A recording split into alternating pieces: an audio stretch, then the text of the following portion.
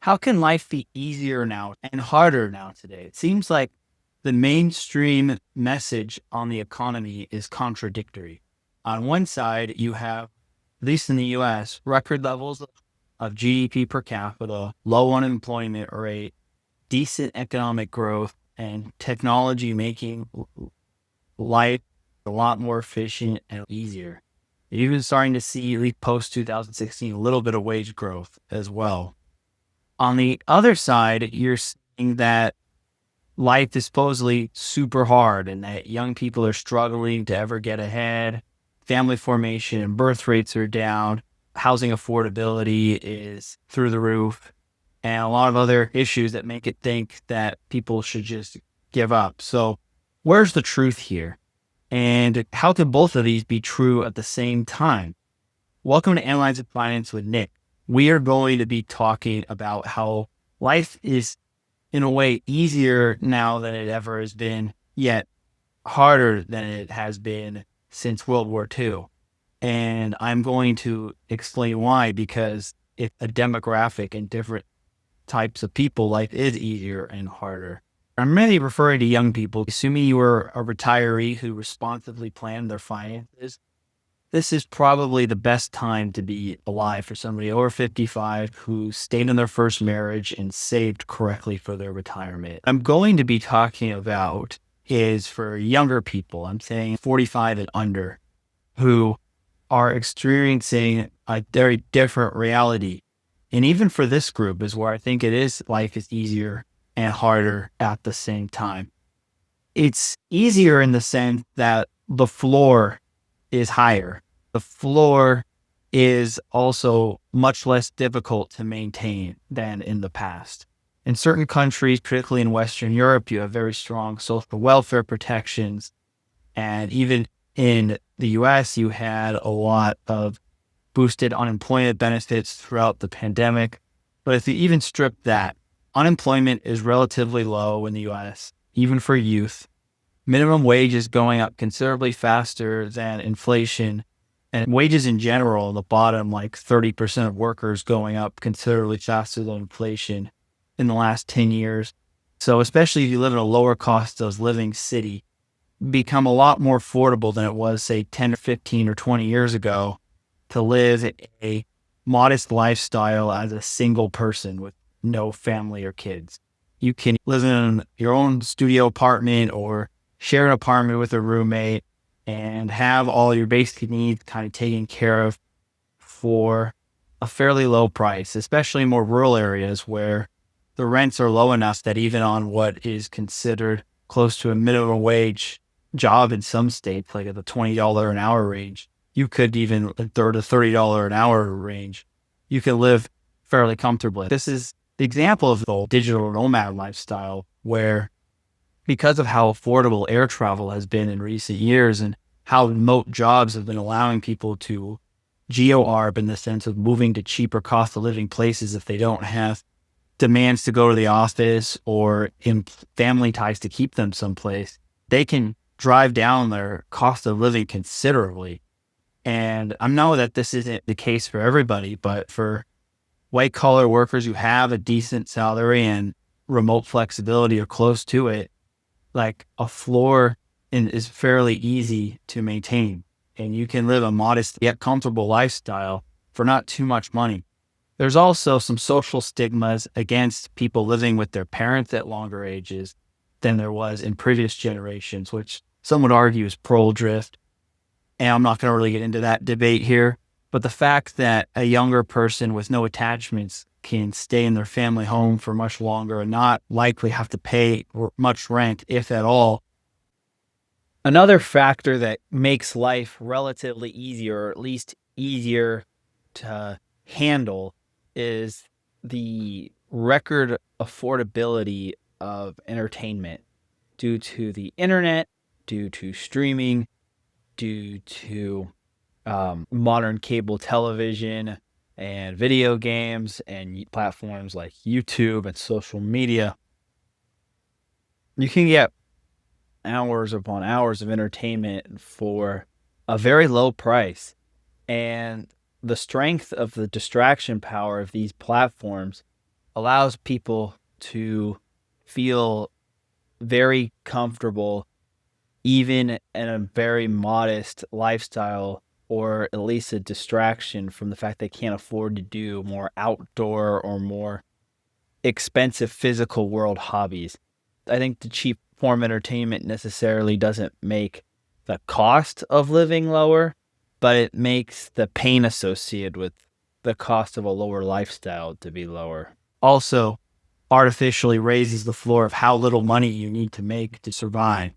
So the combination of the social welfare state, the combination of remote work, combination of less social stigma living with their parents, and the combination of and rents, particularly apartment rents, have not risen. In fact, they've declined in many cities in recent years. Buying a house means that the cost of living and just surviving as a young person with no commitments is relatively low and is more attainable and easier, quote unquote, than most generations. The other thing is increased access to education has made it easier for people to get higher paying jobs than in the past. The bulk of the cost of where the inflation is really hitting particularly targets young families, whether buying a house versus renting a house or versus renting a small apartment. And healthcare, which is mostly concentrated among expenses among young families who bear their burden and people in the last years of their life. Whereas a healthy person in their 20s and 30s is not spending that much on healthcare. And then education, assuming you're out of college with little or no student loan debt, is also done by the time you're 22. You're not having to save for your children's college because you don't have any children.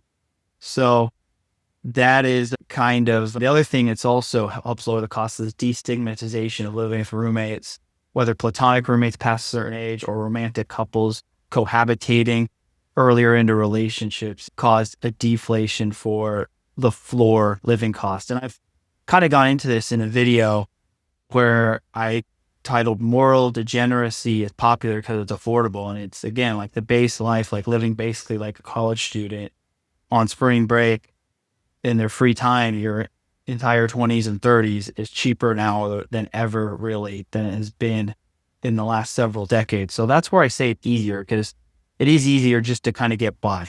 I mean, everybody has different situations, so this isn't perfect, but I'm talking about like young, childless, healthy adults who don't have a lot of student loan debt. And the thing is that the options of going to state universities, foreign universities, or low cost junior college, which has transfer privileges to the best schools, state schools in your local area, has also put price pressures down on universities. So even that one is starting to come off. So then why is life perceived as harder now than ever if the floor-based comfort is relatively easy?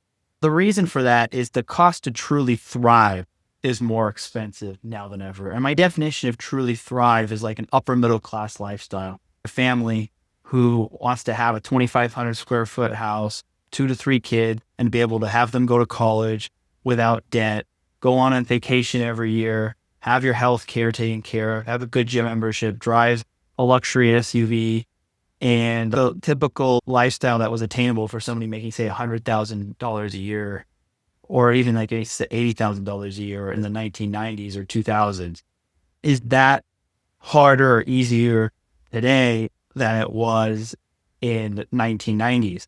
The answer is clearly that it's much harder today to have that comfortable family lifestyle, even a basic young family lifestyle, like just owning a house and being able to pay for health insurance for a family of 4 versus just yourself, or being able to save for even one kid's college.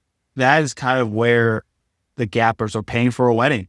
Like all these kinds of costs that particularly impact people who want to start families have gone up way higher than inflation. I have a chart here showing this. This chart is incremental premium, the difference in the cost of living between an upper middle class family lifestyle and a break-even cost of living for a single person. This is adjusting for inflation. In 2000, the gap between the life of a single person and a upper middle class family in terms of incremental after tax income they needed in a low and a medium cost city was about 30 to 50,000 USD. I'm using Columbus, Ohio as my example for a low cost of living city, Denver as my example for a medium cost of living city, and down the San Francisco Bay Area or Los Angeles as an example for a high cost of living city. So the gap in 2000, which is where a lot of these problems started, 2000 was kind of the relative peak of middle class prosperity in America, right at the end of the tech boom and before 9/11 is where I kind of marked this. And at that point, you only needed about $30,000 to $50,000 more a year in after-tax income to have that upper middle class lifestyle for a family. In San Francisco at that time, you needed maybe about $90,000 a year. Now, in 2025, the incremental amount needed has tripled.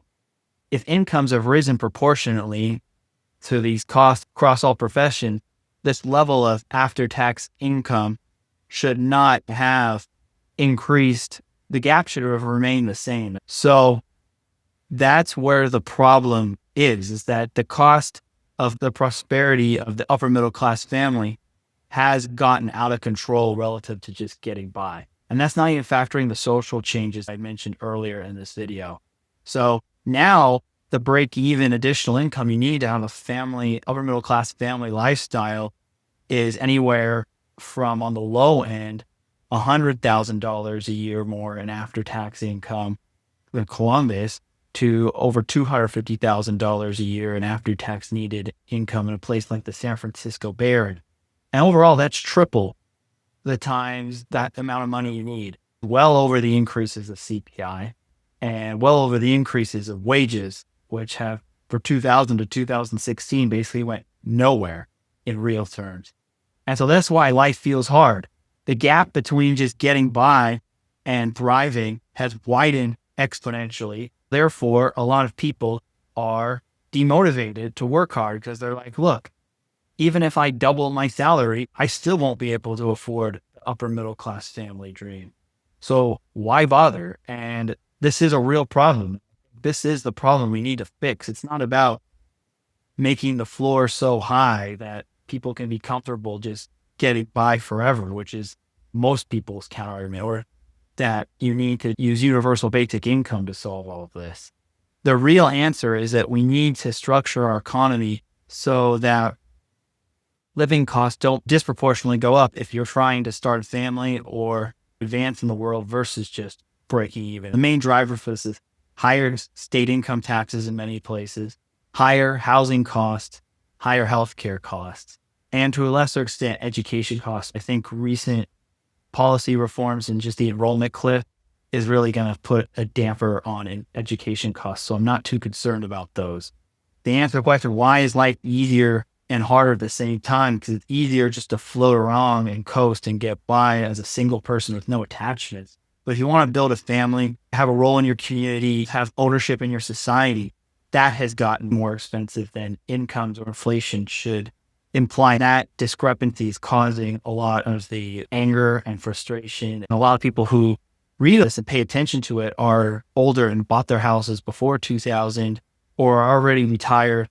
And so they don't have to deal with the bulk of the cost of living pain and the imbalances that our economy has created over the last 25 years is bared on people who are trying to break out of just a baseline college student lifestyle to an upper middle class family based lifestyle.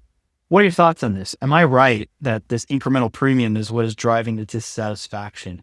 Are you somebody who is looking to make sure that they can afford this incremental premium as their career advances and wants to have their wealth grow so that they can either provide this lifestyle for themselves or for their future children and grandchildren?